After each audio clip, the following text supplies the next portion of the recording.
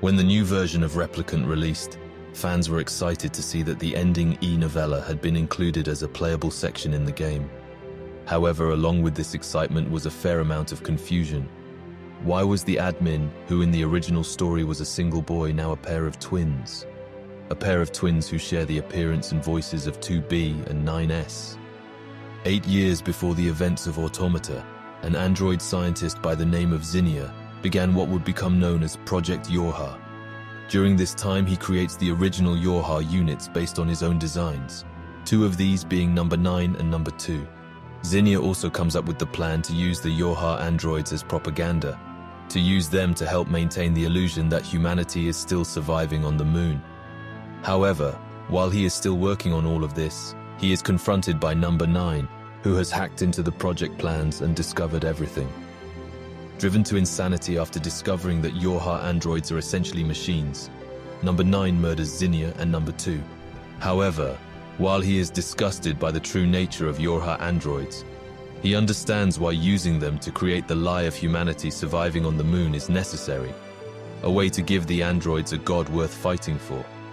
He initiates the program himself, with the added addition to the Yorha project plans of a back door in the bunker, knowing that after the project is truly underway, this back door will allow the machines to destroy the bunker, ensuring none of the Yorha androids can ever reveal the truth of humanity.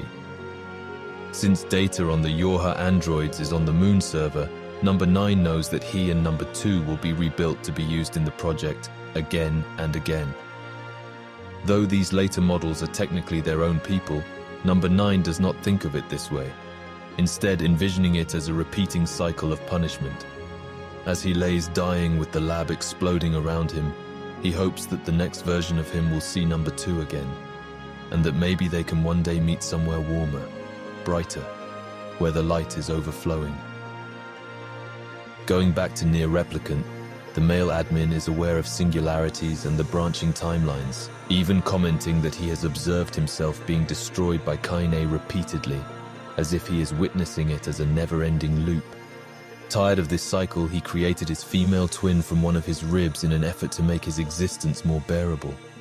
This indicates that the inclusion of the twin, who did not exist in the original ending E novella, is not meant to be a retcon of said novella, but rather that the original version of ending E is just one instance of the cycle the male admin has been experiencing, and that his decision to create his companion is a divergence in the timeline. After being destroyed during the timeline convergence of the new version of ending E, the story is continued in the Lost World appendix.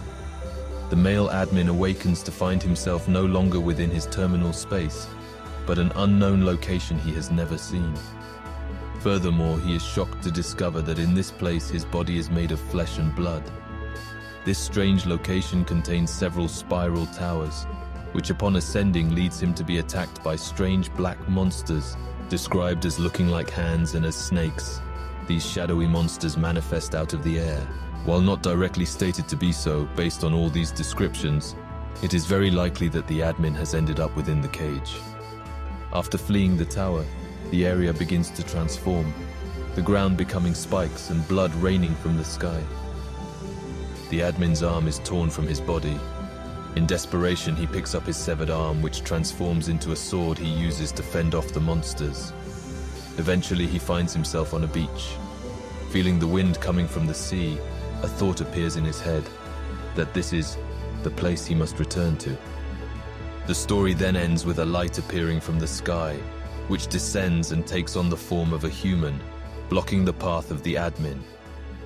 Unable to escape the figure, the admin feels that his sense of self is vanishing, his mind racing with thoughts as he feels himself fading away. These final thoughts are cryptic, but seem to be suggesting that the male administrator has the memories of number 9. There is something he remembered faintly. He had made a promise to her, that they would meet again. It was a promise for the future. I'm crying, the pain of killing him, and the pain of my birth. Everything returns to nothing. Once more I'll live, fight, kill.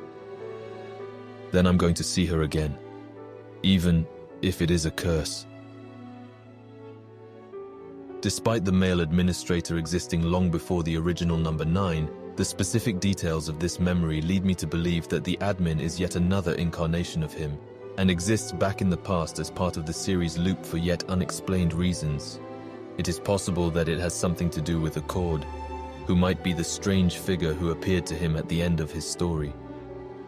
As part of the NieR 10th anniversary, special NieR-themed PCs were released. They came with additional lore on Accord, revealing that she attempted to sync her network with networks in the past for unexplained reasons. She or someone else may have sent data on number 9 or 9S back into the past, which was eventually used in the development of the terminal. His data has certainly been plenty of places already, having been stored in the bunker, the machine network, the moon server, the remnants of the Gestalt Terminal, and the Ark. While the memories specifically belong to number 9, it might be possible that any of the 9 model androids could potentially access them. While each android is his own person, it seems that whether for a scientific or magical reason, they may share some kind of inherited will, as the anime hints that 9S is experiencing flashbacks to older 9S models slain by 2B. Another possible explanation is that it has something to do with the Final Fantasy crossover, which involves 9S uploading his data into an egg of destruction. As we see in Drakengard, the eggs are connected through some kind of network, all of them being able to create copies of the goddess after she is absorbed by one. Since the Gestalt Terminal is a fusion of Marso and plant matter with quantum technology, a copy of him may have manifested from the Marso used in the terminal's creation. The definitive answer to this, and to the question of where this story development is going, remains for now a mystery.